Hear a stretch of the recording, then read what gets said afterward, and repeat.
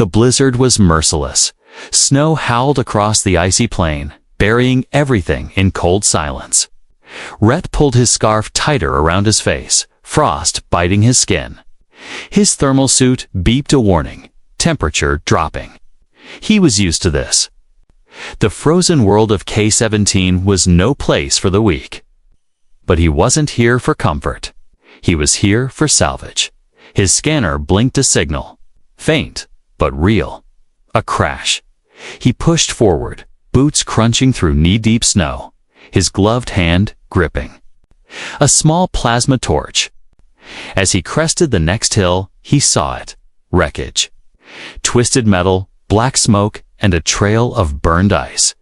A ship had gone down. Recently, he approached carefully. Fires still burned near the engine. This wasn't just a cargo hauler, which was alien. Design, sleek curves, glowing seams. Something elegant, not human. And there, half buried under a wing, he saw them. 2 bodies, at first. He thought they were dead. Then one of them moved. Rhett rushed over, dropping to his knees. Both were. Female, clearly alien, but not in the monstrous way his old war buddies used to joke about. No, they were. Beautiful, almost human in shape, but with smooth, pale blue skin, silver blonde hair, and glowing faint tattoos that shimmered beneath the frost. Their bodies were trembling, barely alive. He pressed 2 fingers against one of their necks, a pulse weak. But steady. Hang on, he muttered. I've got you.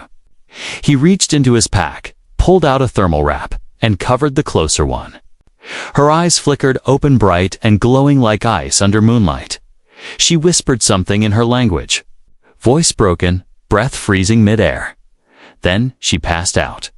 The second one hadn't moved. Rhett didn't wait. He scooped both of them. Up, one over each shoulder, his legs straining under their weight. His shelter wasn't far, but in this storm, every second counted. Snow swirled around him like a curse. His breath came out in sharp bursts. One wrong step, and they'd all freeze to death.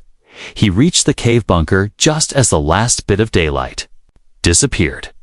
Slamming the heavy door shut behind him, he dropped to the floor, panting hard. Inside the shelter was small, barely enough for one person. But it had heat, blankets, food, and hope. He laid them gently on the floor near the heater. He peeled away the frozen fabric from their suits, trying not to stare. Their skin was ice cold, and their lips had turned blue, not their natural color. A dangerous shade. He activated the heater to full power and covered them both with his thickest blanket. Minutes passed. Then, cough. The older one blinked. Her eyes found his. You are human, she whispered. Rhett nodded. Yeah, I am. She looked around, saw the heater, the blankets, her sister beside her. You saved us, she said, her voice barely more than a breath. I tried, he replied. Let's see if I was fast enough. Hours passed before both sisters regained consciousness. The younger one, wide-eyed, quiet, and visibly shaken, clung to her older sister. They spoke softly in their language, sometimes looking at Rhett with confusion and something else. Curiosity. My name is Rhett, he finally said, offering a warm drink. I don't mean you harm. The older sister studied him carefully. I am Selah. This is my younger sister, Rin. He nodded. Your ship, what happened? Attack, Selah replied. We fled.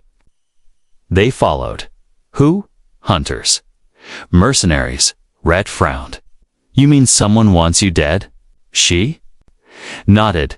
We carry something. They want to control us. They would rather see us dead than free. Rhett leaned back, rubbing his jaw. You crash land on a frozen wasteland, nearly die in the snow. And still someone wants to finish the job. Yes, Selah said softly. That is our life now. Rhett looked at them, met their tired eyes, bruised skin, and quiet strength. He didn't know who they were or what they carried. But he knew this. He couldn't walk away now. "You're safe here," he said. "For now." Suddenly, a loud whoosh broke the quiet. Outside the cave, just for a moment, a red flare shot into the sky. Rhett stood, his eyes narrowing. That wasn't random. Someone else had seen the crash, and they were coming. Rhett's cave bunker was not made for guests, Cecily, not two fragile alien women, but he did his best to make it feel safe. The heater hummed gently, filling the air with much-needed warmth. The walls were rough stone, lined with old survival gear, storage crates, and a few personal items he hadn't looked at in years. It was quiet. But not for long. Selah, the older sister, sat wrapped in a blanket. Her silver blonde hair now dry and falling over her shoulders. Her skin still had a bluish tint from the cold, but the life had returned to her eyes. Rin, the younger one, stayed close to her, clearly nervous. She hadn't said a word since waking up. Rhett handed Selah a warm metal cup filled with broth. "It's not fancy," he said, "but it helps." She took it slowly. "Thank you," she said. "You could have left us." "I almost did," he replied honestly. "Didn't think anyone could survive a crash like that." Selah looked over at Rin, who sat near the heater with her knees pulled to her chest. "We're not easy to kill," she said quietly. "But we were close this time." Rhett sat across from them. "You said you were being hunted. Why?" Selah hesitated. Then she met his gaze. "Because we refused to be sold." Made him pause. "Sold. We are daughters of a noble family. On our world, alliances are made through forced marriage. But we refused. We ran, and now they hunt us for disobedience." Rhett blinked. "So you're being chased, ...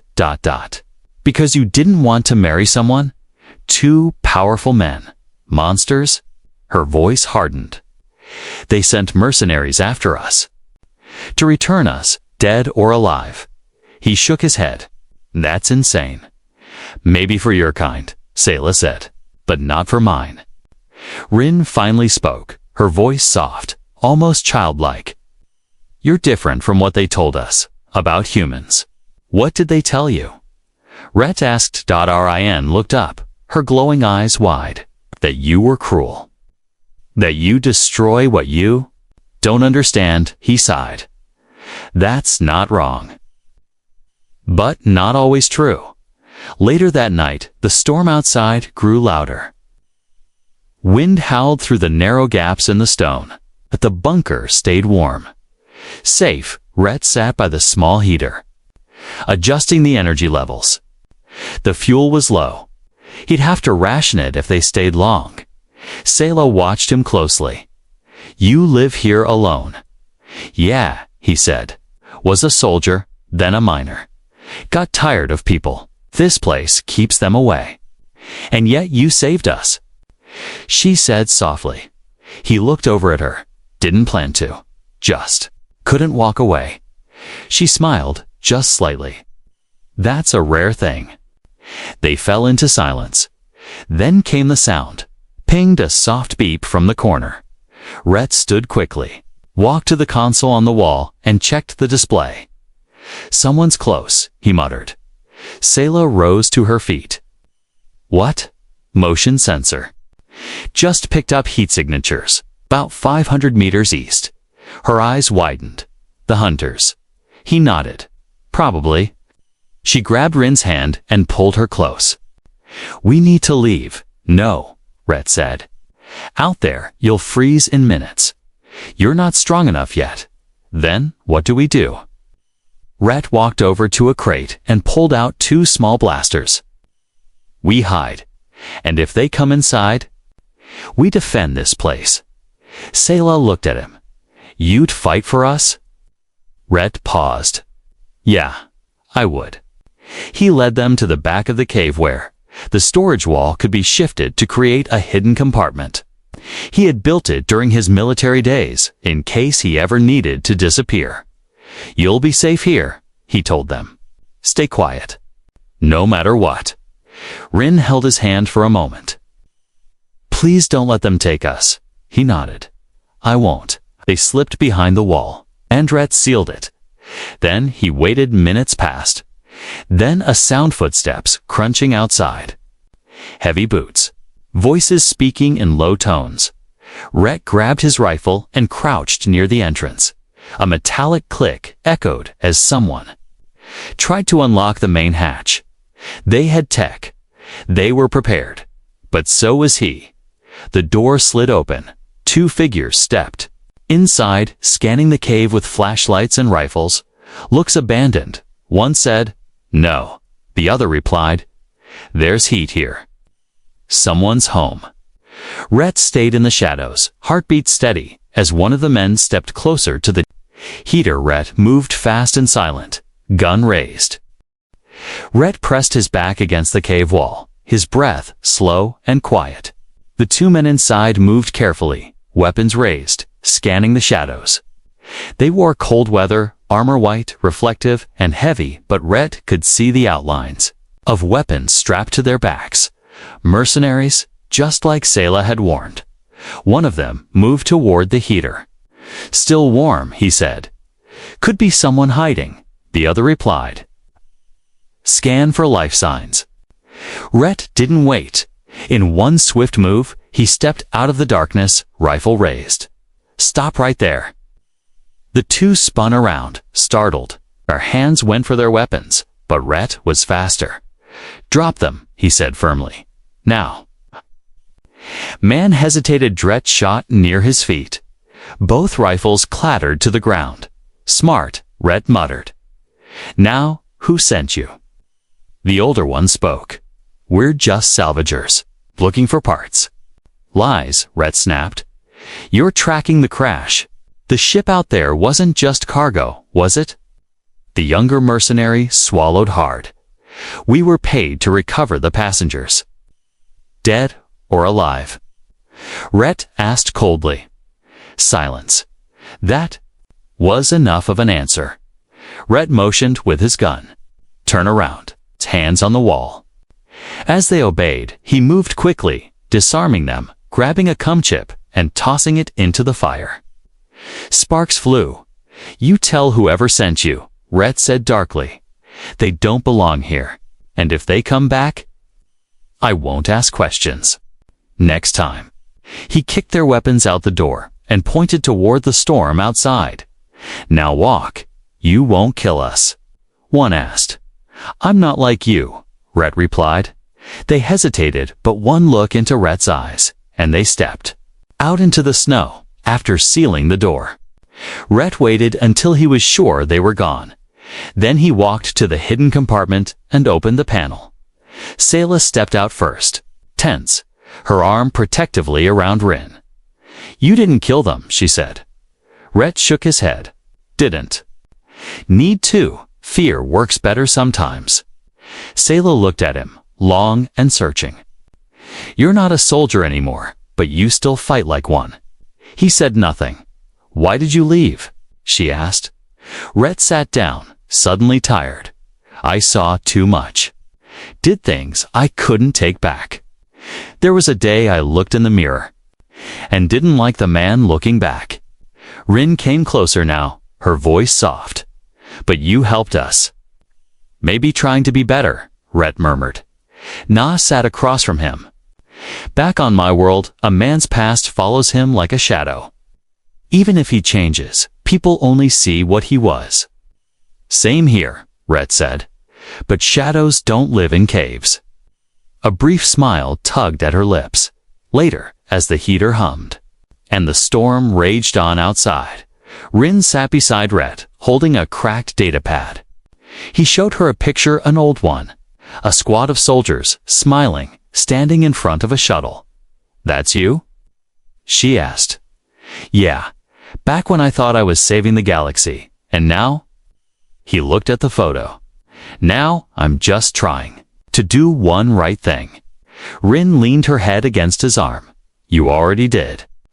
That night, as the sister slept, Rhett stayed awake. Watching the fire flicker, He couldn't stop thinking about what Selah had said, about being sold, about their lives being treated like property. He had fought in wars where that happened, where people were numbers, tools, bodies. He thought he had left that life behind, but it had followed him here, and now. Maybe it was giving him one last chance to do something real. In the morning, Selah helped cook a small meal from Rhett's supply rations. Rin, for the first time, laughed. It was soft and quick, but Rhett heard it. "You seem stronger today," he said. Sae nodded.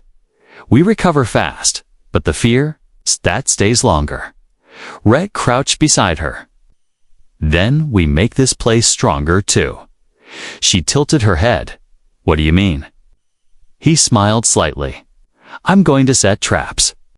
Reinforce the entrance. If anyone else comes, they'll wish they hadn't." Selah watched him work for hours. Sue studied the way he moved, efficient, focused, calm. But behind that calm, she sensed something else, loneliness, that night. As the stars returned and the wind settled outside, she sat beside him. "You could have left us there," she said. "I know." "Why didn't you?" He looked at her. "Because when I saw you, I didn't see an alien. I saw someone who deserved a second chance." Selah looked down, then slowly reached for his hand. "You gave us life," she said softly. "Don't be surprised if we want to stay in it." The sky was clear for the first time in days. The snowstorm had passed, leaving behind a cold silence over the wasteland. Outside Rhett's cave, the white ground stretched far in every direction, untouched. But not for long.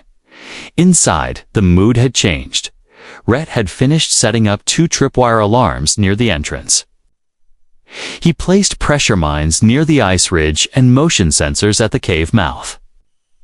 He had lived here for years in silence, but now he was preparing for war.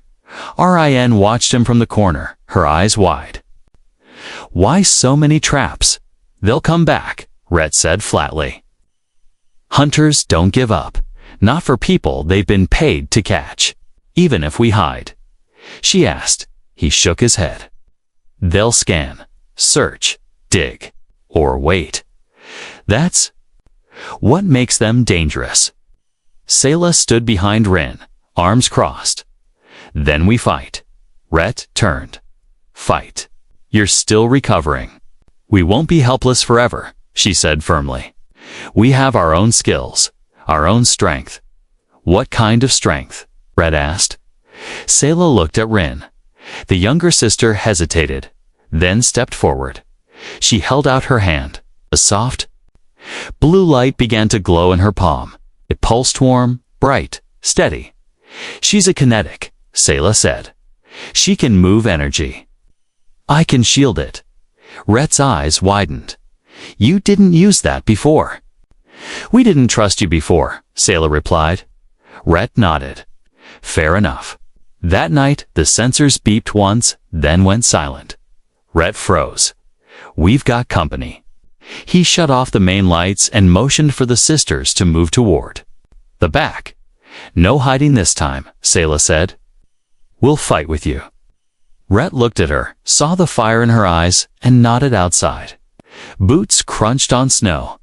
3 shapes moved near the cave, heavily armored, weapons ready, scanning.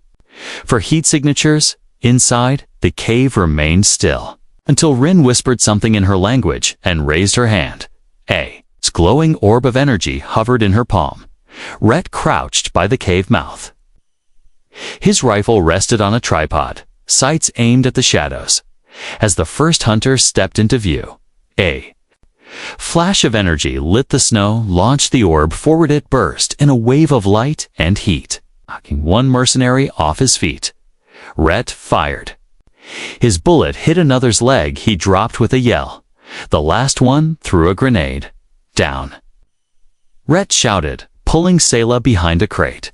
But Selah raised her hand, forming a shimmering blue shield. The grenade hit the shield and bounced off harmlessly into the snow.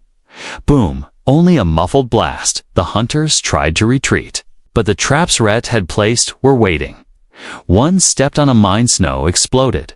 Another tripped the wire. Rhett fired again. Soon, silence returned. The snow outside was stained with smoke, fire, and wreckage. They had won. Rhett stood at the edge of the cave, breathing hard, weapon still raised. Sayla stepped beside him. "You were right," she said. "They came back." "I told you," Rhett replied, still watching for movement. "You didn't just protect us," she said quietly. "You fought with us.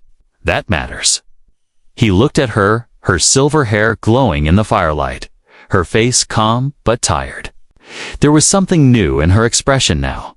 Not fear, not survival, something warmer. That night, inside the cave, Rin wrapped a blanket around her shoulders and sat beside Rhett. "You were brave," she said softly. "I just did what I had." "Too," he replied. "No," she whispered. "You did more than that. You stayed." She touched his arm gently. "People always leave us, even when we beg them not to." Rhett looked down at her hand, then into her eyes. "I'm not people," he said. She smiled. "You're not?" Sayla watched from across the cave. She saw the way Rin looked at him. She saw the way Rhett had put himself between them and danger without hesitation. She remembered her people's teachings. When someone saves your life 3 times, they are bound to your spirit. Not by force, but by choice. She rose and walked over, kneeling beside them. "In our culture," she said quietly, "a bond forms when a life is saved more than once." Rhett looked confused. "A bond, a sacred one," she explained. "Not just between friends, between something deeper." Rin nodded. "We've already said the words, in our minds. In our hearts," Rhett blinked. "What are you saying?" Sayla leaned closer. "We don't just want your protection. We want you," Rin added softly. "If you'll have us." Rhett looked from one to the other. His heart pounded. He had been alone for years, but now these 2 sisters had brought life, danger, and something he never expected: hope. The fire crackled low in the center of the cave, casting a warm glow across the walls. Sayla and Rin sat close to Rhett, both quiet, their heads slightly bowed. The night had been long. The battle had been brutal and, yet, they were still alive. But none of them believed it was over. Rhett sat sharpening his blade with slow, steady strokes. His rifle lay beside him, freshly cleaned and reloaded. Outside, the snow had stopped, but the sky was black with storm clouds. "They'll come again," he said quietly. Sayla nodded. "We hurt them last time. That won't be forgiven." Rin looked worried. "Do we run?" Rhett shook his head. "We've already fought. Running won't solve anything now." Sayla leaned forward. "Then we make our stand here." Rhett looked into her eyes. "You're ready for that?" She held his gaze. "We were born into a world that expected us to be quiet and controlled, but you taught us something different. You fought for us. Now we fight for ourselves." He gave her a small nod. "Then we fight together." For hours, they prepared. Rhett reinforced the cave entrance with metal plates and set new traps deeper along the ice path. Sayla sharpened spears and placed energy crystals near the walls, ready to be activated. Rin rested her mind, preparing her power, straining her focus to send stronger bursts of force when the moment came. Their teamwork was silent, smooth. They moved as one, now no longer strangers, but something more. Before nightfall, Rhett climbed the ridge behind the cave to check the horizon. And there he saw it. A black ship, sleek, fast, dangerous. It hovered like a shadow above the snow before it landed 1/2 kilometer away. "They're here," said as he returned. Sayla tightened the straps on her armor. Orion closed her eyes and let her energy gather in her hands. No words were needed. They waited, The first movement came an hour later. 5 figures approaching fast. Bounty hunters. This time, better armed and better protected. Rhett watched from behind a rock wall. As the first hunter stepped into the cave's entrance, one of the traps activated. Boom. The explosion knocked 2 of them off their feet. Screams echoed through the air. Now. Rhett shouted. SAE activated the shield generator, forming a glowing blue dome over the center of the cave. RIN stood tall, her palms glowing bright. Rhett fired 3 shots, hitting the lead mercenary in the shoulder. Another man returned fire, but the bullets hit the shield and scattered harmlessly. Rin stepped forward, lifted her hands, and sent a wave of energy across the ground. The ice cracked. 2 hunters lost their balance and fell hard. Another charged toward Rhett with a blade. Rhett met him head-on. Their weapons clashed. Sparks flew. The hunter was strong, but Rhett was faster, driven not by rage, but by purpose. With one swift move, he disarmed the man and brought him down with the hilt of his blade. Sayla moved to protect Rin as a third attacker came from behind. But she raised her arm and fired a beam of raw kinetic force, blasting the hunter into the cave wall. They were winning, but it wasn't over. The last hunter pulled out a detonation device. "Drop it," Rhett yelled. The man grinned. "If I can't have them, no one will." He threw the device. Time slowed. Rin saw it first. Her eyes glowed bright. She reached out, grabbed the energy midair, her power flaring brighter than ever. Wand threw it upward, out through the hole in the ceiling. Boom. The explosion lit the sky above the cave. Snow rained down, fire lighting the clouds. They were all alive. Silence fell again. The attackers were either gone or unconscious. The fire flickered low. Sayla sat beside Rin, holding her hand tightly. Rin looked exhausted, her body shaking slightly. "You saved us," Sayla whispered. "No," Rin said, smiling weakly. "We saved each other." Rhett walked over and knelt beside them. He looked at both sisters, eyes soft, voice low. "You were incredible." Sayla looked at him, her voice full of quiet strength. "So were you." Rhett sat back, breathing slowly. "Is it over now?" "I think so," Rin said. "We were the prize. Now we're not worth the cost." Sayla nodded. "Our enemies will move on." Rhett chuckled. "Good. I'm tired of being shot at." That night, the 3 of them sat by the fire again, this time, not in fear, but in peace. Rin leaned her head on Rhett's shoulder. "You protected us, even when you didn't have to." Rhett looked at her, then at Sayla. "You fought with me, not behind me." Sayla smiled. "Then, maybe now, we walk beside you." Rhett looked at them both, 2 alien women who were once strangers. Now, something closer. He didn't speak. He just nodded, and for the first time in years, he felt like he wasn't alone. The battle was over. The snow-covered ground outside. The cave was silent again. There were no more mercenaries, no more flares in the sky. Only the soft hum of the heater and the quiet breathing of 3 people who had survived something bigger than any one of them. Inside the shelter, Rhett sat, with his back against the stone wall. His arms were crossed, his face thoughtful, but his eyes looked tired.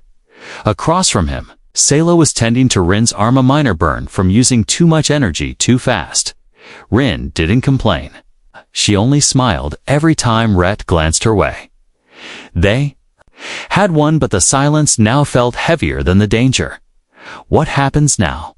Sayla asked finally. Rhett shrugged. "I guess. You figure out where you'll go?" Rin's smile faded. "You mean ... without you?" He didn't respond. Sayla frowned. "You saved us. You fought beside us, and now you want to disappear." "I'm Not a part of your world, he said quietly. You have a future. I have ... this. He looked around the dark cave, his shelter, his prison. Sayla stood.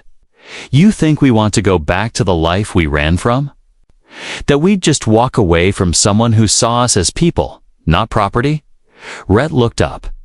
I don't want to trap you here. Rin walked over and sat beside him. You didn't trap us. You gave us freedom. She reached for his hand. When? We were little. Sayla used to say there's always one soul in the galaxy meant to protect yours.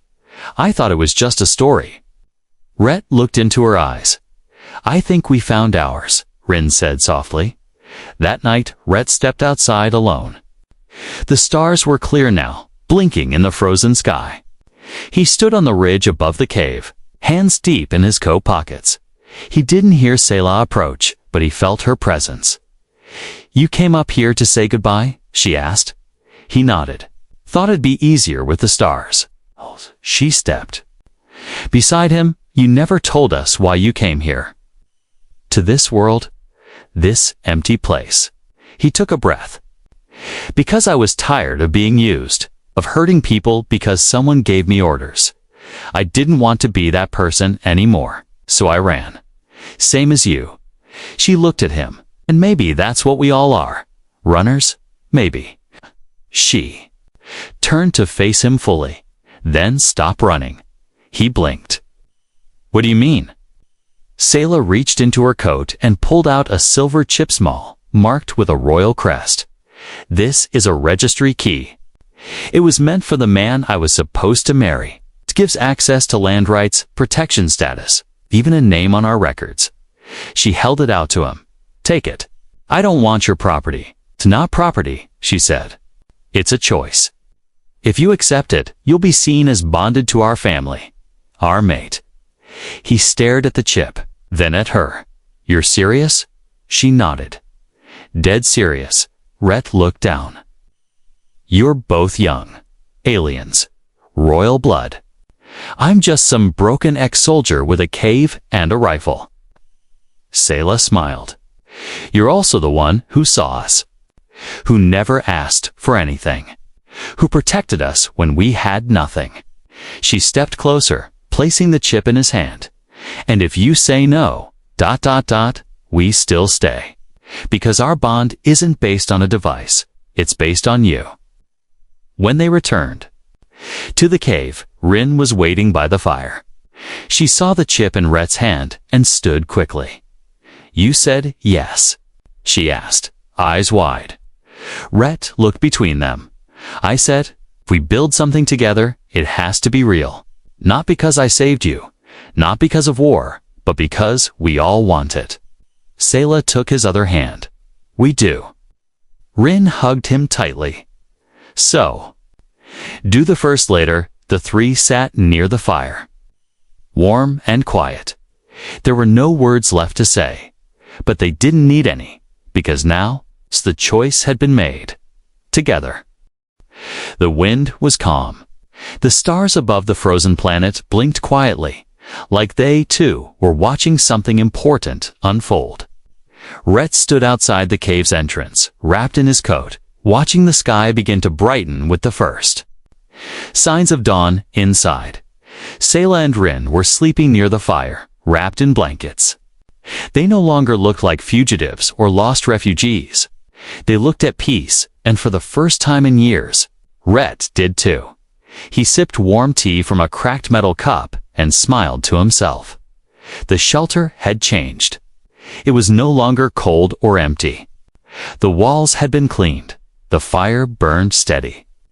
And someone had even carved symbols into the stone Sayla's language. They meant home and honor.